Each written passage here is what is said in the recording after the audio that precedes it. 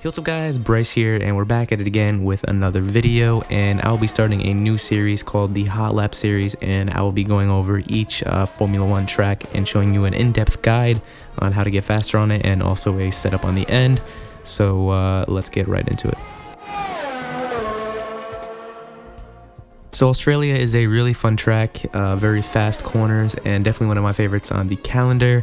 If you're new here, make sure to subscribe, leave a like down below, and if you guys think I should do any other tracks, just leave a comment down below.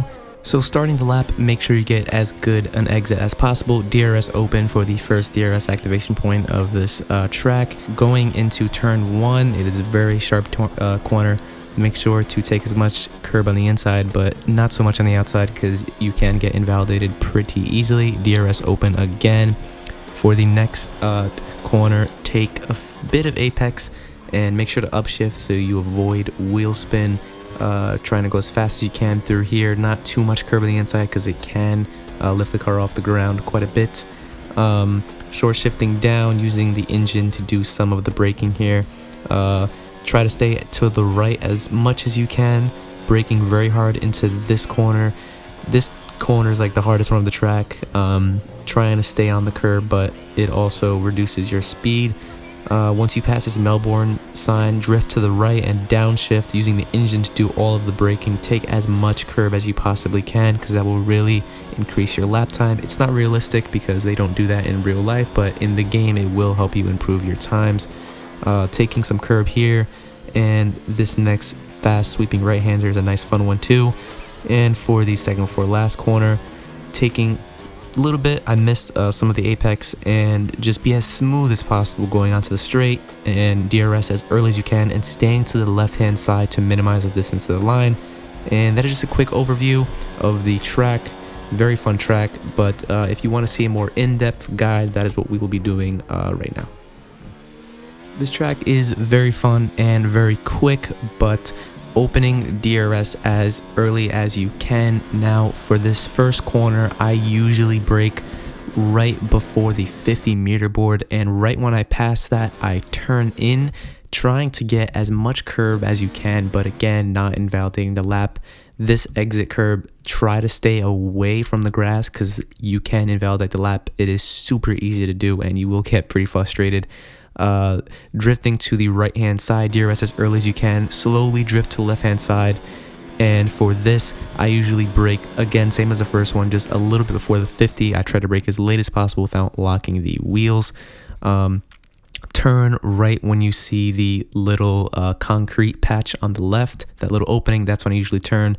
Late turn in, short shift to fourth, and you can go down to third to get a little bit more turn in. Just try and make it as smooth as possible. You don't want the wheels spinning because that will lose you time. All the way to the left to a quick right-hander. Try not to go on the curb too much because you will upset the car. Again, be careful with the exit curb. You can get your lap invalidated. Braking. This corner is very hard because it's not straight, so you're braking in a curve. So it's very easy to lock your wheels here. In between the 100 and the 50s where I tend to brake, taking as much curb on the inside and on the outside, short shifting. I usually try to stay to the as right as I can to the grass without touching the grass, and that will minimize your time. Once you pass the Fly Emirates sign, drift to the left. After the white marks on the ground disappear, that's when I brake down to fourth. You can use fifth gear, but fourth and this corner is very hard because you want to go over it as much as you can without having wheel spin. So you want it to be as smooth as possible. Going to the outside and then going to the inside of the track. Once you pass the Melbourne, that's when you want to drift to the outside. At the 50, just right after the 50, go to the right as you can. Short shift from 7th down to 5th. I usually go down to 5th, but stay in 7th gear and use as much curb on the inside as you can. And then turn your wheel quickly to the right so you can get as much curb on the outside. This curb on the outside though is very slippery, so make sure you do not touch the grass or you will slide. Brake right before the 50 again. 4th gear, try to get a late apex, but don't take too much curb. It can ruin your lap. Use as much curb as you can. In this corner, I downshift, let the engine do the braking, and brake hard into this corner, the last corner basically. 3rd gear, try to use some curb. I missed it a little bit. Again, my lap is definitely not perfect. Try to be as smooth as you can, no wheel spin, DRS as early as you can, and so far my fastest lap is a 120. So it is pretty good. Again, I'm not the fastest in the world, but this is just to show you guys how you guys can improve and hopefully be faster than I can.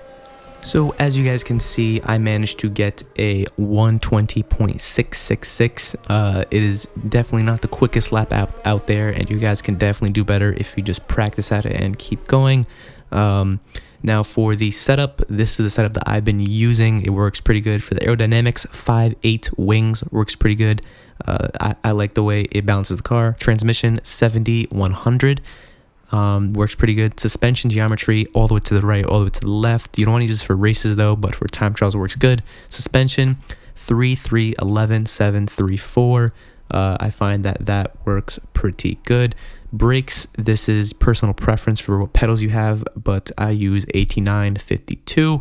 I usually use 23.8 and 21.1. Again, you guys can tweak this, do whatever you want. So hope you guys did enjoy. If you did, leave a like down below and subscribe, and I'll hopefully be posting more videos. So if you did enjoy, I will see you in the next video, guys. Bye bye.